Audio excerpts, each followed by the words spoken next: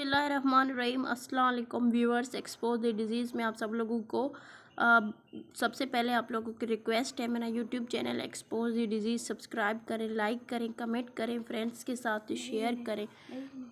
Symptoms of malaria. अच्छा, malaria का आज जो है वो मलेरिया का आजकल सीज़न चल रहा है। ये डिज़ीज़ बहुत ज़्यादा हमें अफेक्ट कर रही है, तो आज मैं आपको समझाऊंगी कि ये मलेरिया क्या है। बहुत सारे लोग ऐसे हैं जो कह रहे हैं कि हम मलेरिया की दवाइयाँ खा खा के हम थक चुके हैं, अब हम मलेरिया को और बर्दाश्त नहीं कर सकते, हमें मलेरिया का वैक्सीन करा दिया जाए। देखिए, मलेरिया का वैक्सीन है, बहुत सारे लोग कहते हैं, लेकिन मलेरिया का जो वैक्सीन है वो इस वक्त पाकिस्तान में नहीं है, क्योंकि हमारा कंट्री एक अंडर डेवलप्ड कंट्री है। इसको मलेरिया की वैक्सीन हासिल करने में बहुत सारा टाइम लग जाएगा। अब देखिए, मलेरिया के सिम्टम हमारे बॉडी में 15 दिन के बाद नज़र आते हैं। जब हमें मच्छर काटते हैं बहुत ज़्यादा, तो उसके 15 दिन के बाद हमें मलेरिया के सिम्टम्स नज़र आते हैं। असल में क्या होता है, जो मच्छर हमें काटता है उसके अंदर प्लाज्मोडियम होता है। अब ये प्लाज्मोडियम जो है वो बहुत ही किचरे वाली जगहों में रहता है, और बच्चा जो है मच्छर जो है वो वहाँ किचरे वाले जगहों पर अंडा देता है या बच्चे पैदा करता है।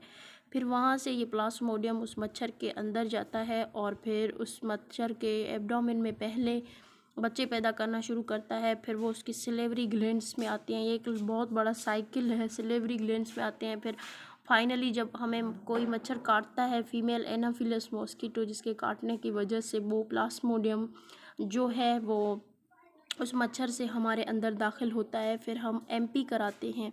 अगर हमारे एमपी का रिज़ल्ट इस तरह आता है तो हमें डॉक्टर्स कहते हैं कि अब हमें मलेरिया है। ये प्लस और वीई ये पॉजिटिव निशानी है मलेरिया के।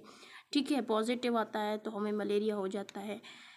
तो ये 15 दिन लेता है अपने सिम्टम्स को शो करने के लिए। Time taken by parasite entry into up to break down of RBCs is called incubation period. The symptom appear in a period of infection include. अब इसके सिम्टम्स क्या है मलेरिया के? फीवर, हमें बुखार होगी, नाज़िया होगी, यानी हमारा दिल जो है वो हमारा दिल जो है वो बिल्कुल एक किस्म का उसमें प्रिस्टालसिस, एंटी प्रिस्टालसिस होगी। लॉस ऑफ एपिटाइट, हमें भूख कम लगेगी। कॉन्स्टिपेशन और इंसोमिया, ये जो है मलेरिया में सिम्टम्स देखे गए हैं। उसके अलावा हेड एक और मस्क्यूलर पेन, सर में दर्द, और हमारे पूरे मसल्स में, बॉडी के जो मसल्स हैं हैंड और बहुत जगह जहाँ पर जॉइंट्स हैं वहाँ भी बहुत ज़्यादा हमें दर्द होगा। उसके अलावा हमें शिवरिंग होगी। देखिए, फिर उसके बाद शिवरिंग होगी। अगर हमारे अंदर ये सिम्टम्स ज़ाहिर हैं तो हमें एमपी कराना चाहिए।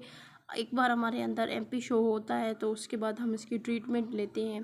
देखिए, मलेरिया का जो वर्ड का मतलब है बैड एयर, ये माजी में एक बहुत ही ख़तरनाक बीमारी समझा जाता था। जिसको मलेरिया होता था तो उसको जंगल में छोड़ कर आते थे, कहीं इसकी वजह से हमें ना मलेरिया हो जाए। लेकिन अल्हम्दुलिल्लाह आजकल इसका डिज़ीज़ है, बहुत सारे कंट्रीज़ से ये फ़ीमेल एनाफिलस मॉस्किटो भी ख़त्म हो चुकी है, लेकिन हमारे कंट्री में अभी तक ये है। तो मलेरिया में हमें बहुत ज़्यादा हाई फीवर 160 फ़ारेनहाइट भी हो सकता है, जो कि किलिंग टेम्परेचर है। After few horse of fever कभी कभी हमें डिसअपीयर हो जाता है और 48 हॉर्स के बाद रीअपीयर होता है। अब देखिए, मैं आपको यहाँ पर ये समझाऊँ कि फ्रीक्वेंट काज ऑफ मलेरिया। बहुत सारे लोग कहते हैं कि हमारे अंदर बार बार हमें मलेरिया होता है। हम एक बार मलेरिया की जो डोजेज है उसको लेकर ख़त्म कर देते हैं, फिर 15-20 दिन के बाद हमारे अंदर मलेरिया के सिम्टम्स आते हैं। देखिए, सबसे पहले आप अपनी प्रोटेक्शन करें, अपने आप को बचाएं, प्रोटेक्ट करें। कैसे प्रोटेक्ट करेंगे अपने आप को? आप देखिए, जो मच्छर है उनसे बचिए। यही जो मेन वजह है, प्लाज्मोडियम हमारे बॉडी में मलेरिया काज करती है, उस मच्छर से हमें बचना चाहिए। हमें बहुत जैसे हम यूज़ करते हैं आजकल घरों में कॉइल्स वगैरह, इनका यूज़ करें और बहुत ही अपना ख्याल करें, इसको अवॉइड करें। अगर आपको मलेरिया हो गया है, उसके बाद आपको बार बार होता है, 15-20 दिन के बाद होता है, तो काइंडली आप किसी अच्छे डॉक्टर को दिखाएं, क्योंकि बार बार इतनी सारी मेडिसिन लेना भी बहुत अच्छी बात नहीं होती है।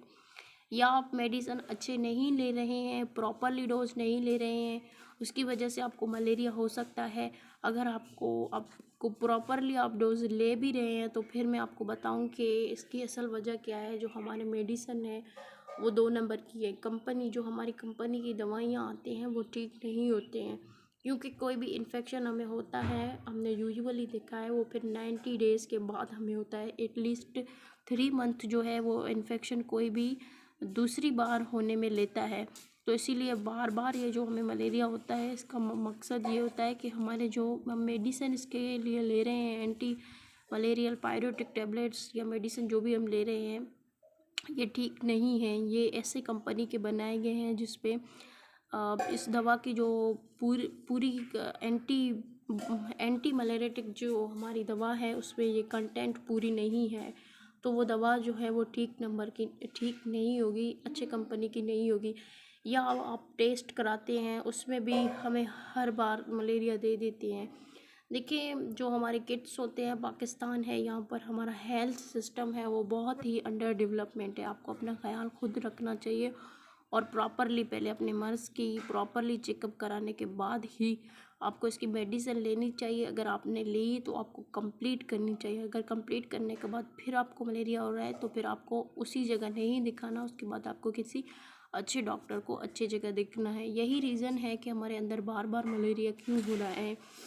अगर आपको भी ऐसी कोई डिज़ीज़ है तो आप हमसे रब्ता करें, कमेंट में कहें, हम उस पर वीडियो बनाएंगे। तब तक के लिए खुदा हाफिज़।